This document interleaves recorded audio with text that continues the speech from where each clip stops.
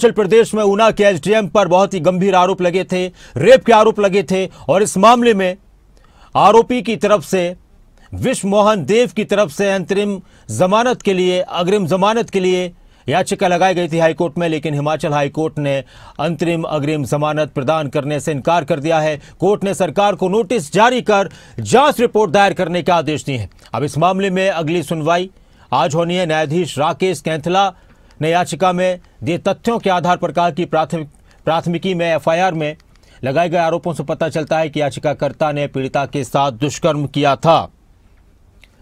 Court ने सर्वोच्च न्यायालय के निर्णय का हवाला दिया, जिसमें यह निर्धारित किया था कि जिसमें कि दुष्कर्म के मामले में गिरफ्तारी से पहले जमानत नहीं दी जानी चाहिए। इसलिए हाईकोर्ट ने कहा कि प्रार्थी को गिरफ्तारी से पहले अंतरिम जमानत देने के लिए पर्याप्त सामग्री नहीं है।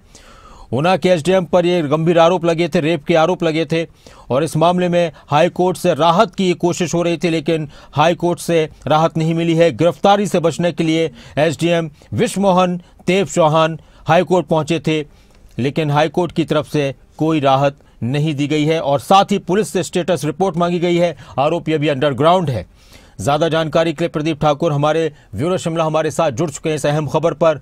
प्रदीप, पता किस तरह से चला था एसडीएम पर रेप के आरोप हैं और उसके बाद फिर एसडीएम की तरफ से क्या कोई कभी बयान आया? किस तरह से इस मामले में एफआईआर दर्ज कराई गई है? पीड़िता के साथ बताया जा रहा है कि शादी के वादे किए गए थे, शादी करने की बात कही गई थी और उसके बाद फिर उसके साथ रेप किया गया।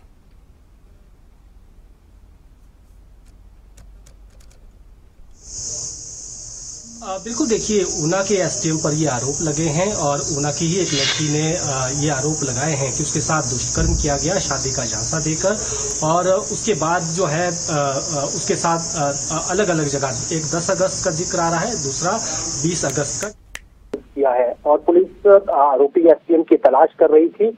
लेकिन इस बीच वो हिमाचल हाईकोर्ट पहुंचे अग्रिम जमानत के लिए, लेकिन हाईकोर्ट ने अग्रिम जमानत देने से साफ इनकार कर दिया है और उसने ये कहा कि प्रथम दृष्टया जो पीड़िता ने आरोप लगाए हैं उन पर अविश्वास नहीं किया जा सकता है और इसमें सुप्रीम कोर्ट के आदेशों का भी हवाला दिया गया है कि जब भी कोई दुष्कर्म का आरोप लगता है तो उसमें किसी को अग्रिम जमानत नहीं दी जा सकती है।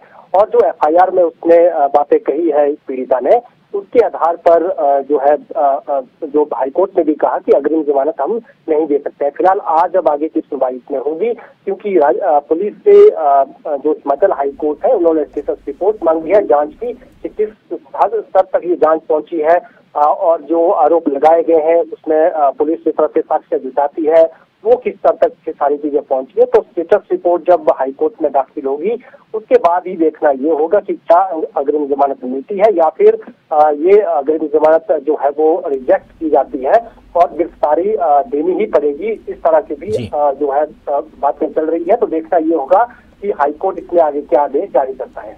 अच्छा प्रदीप, जो एसडीएम ऊना है तो अभी बताया जा रहा है कि अंडरग्राउंड है, क्या पुलिस भी उस तलाश में जुटी हुई है?